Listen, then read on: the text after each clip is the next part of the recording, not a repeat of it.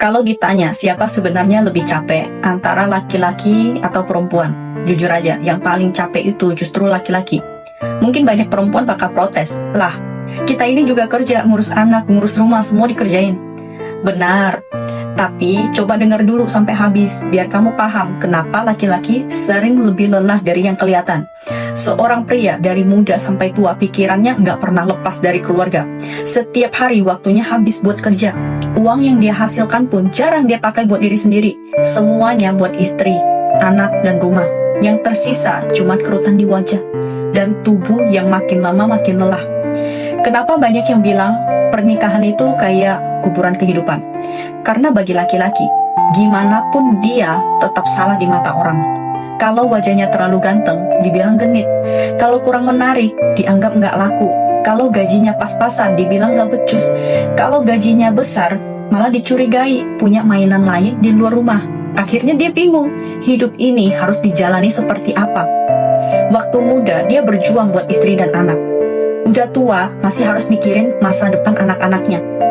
Kayak hidupnya cuma buat orang lain, bukan buat dirinya sendiri.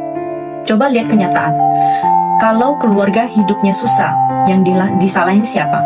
Bukan istrinya, tapi suaminya.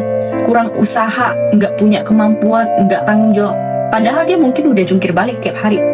Kalau seorang wanita ninggalin suaminya yang miskin, orang bakal bilang itu wajar. Tapi kalau laki-laki miskin pengen mempertahankan istrinya, orang bakal nanya, emang kamu siapa? Giliran dia sukses, punya uang, dan pengen bahagia lagi, langsung dibilang nggak setia. Kita sering teriak kesetaraan gender, tapi coba lihat kenyataannya. Laki-laki dituntut buat jadi anak yang berbakti, suami yang bisa menafkahi, ayah yang bisa jadi panutan, dan pekerja yang nggak boleh salah langkah sedikit pun.